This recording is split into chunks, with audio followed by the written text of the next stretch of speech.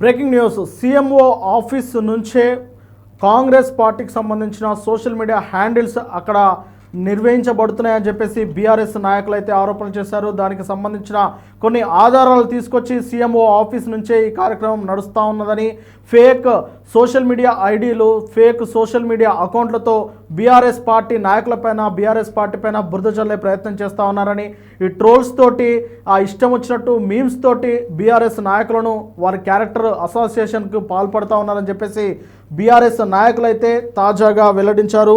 ఇటీవల బీఆర్ఎస్ భవన్లో press meet నిర్వహించి ఆ సోషల్ మీడియా చూసుకుంటున్న మన్నే క్రిషాంక్ అలాగే బీఆర్ఎస్ నాయకుడు దిలీప్ తదితరులు అయితే ఈ సందర్భంగా ప్రెస్ మీట్ నిర్వహించి దానికి సంబంధించిన మొత్తం ఆధారాలను అయితే బయటపెట్టే ప్రయత్నం చేశారు.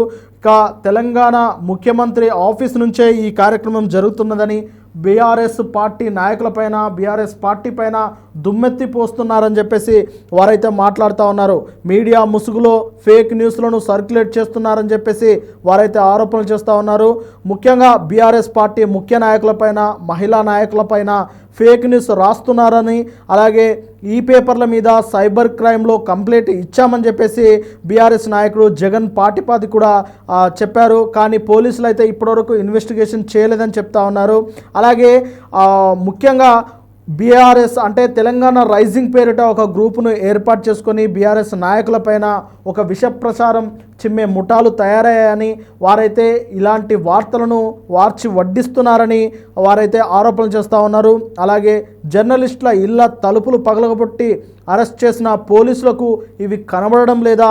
ప్రభుత్వ సొమ్ముతో కాంగ్రెస్ పార్టీ చేస్తున్న ఈ విష ప్రచారాలను, వికృత క్రీడలను అరికట్టాలని పోలీసులను కోరుతున్నట్లు బీఆర్ఎస్ నాయకుడు దినేష్ చౌదరి మీడియా ముఖ్యంగా కోరారు.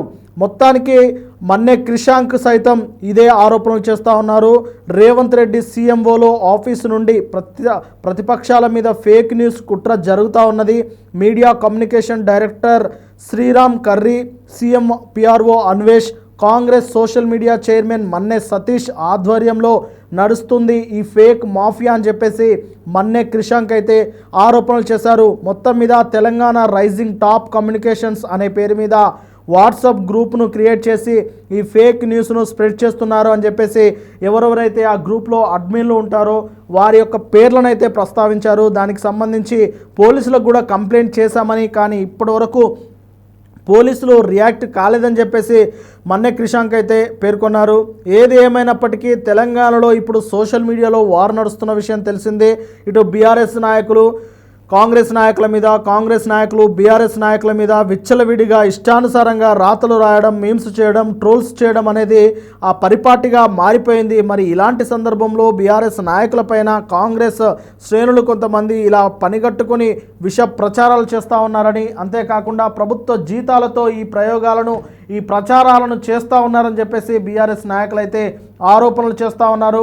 అయితే బీఆర్ఎస్ పార్టీ కూడా ఎంత మాత్రం తక్కువ కాదు అని విశ్లేషకులు చెబుతూ ఉన్నారు. ఎందుకంటే బీఆర్ఎస్ పార్టీ కూడా సోషల్ మీడియా వేదికగా అటు కాంగ్రెస్ నాయకుల మీద, ముఖ్యంగా మంత్రులపైన, ఎమ్మెల్యేలపైన, సీఎం పైన కూడా అనేక మార్లు అంటే కొన్ని వికృత రాతలతోటి విష ప్రచారాలు కూడా చేసిన ఉదంతాలు ఉన్నాయని, వాటిని కూడా బీఆర్ఎస్ నాయకులు దృష్టిలో పెట్టుకొని రెండు పార్టీల నాయకులు, రెండు పార్టీల శ్రేణులు కూడా ఇలాంటి కంటెంట్ను తగ్గించుకుంటే రాష్ట్రానికి కూడా ప్రయోజనకరంగా ఉంటుందని, సమాజానికి కూడా ఉపయోగకరంగా ఉంటుందని చెప్పేసి విశ్లేషకులు భావిస్తూ ఉన్నారు. మరి బీఆర్ఎస్ నాయకులు చేసిన ఈ కంప్లైంట్ పైన కాంగ్రెస్ నాయకులు అలాగే తెలంగాణ గవర్నమెంట్ ఏ విధంగా స్పందిస్తుంది అనేది ఇప్పుడు ఆసక్తికరంగా మారింది.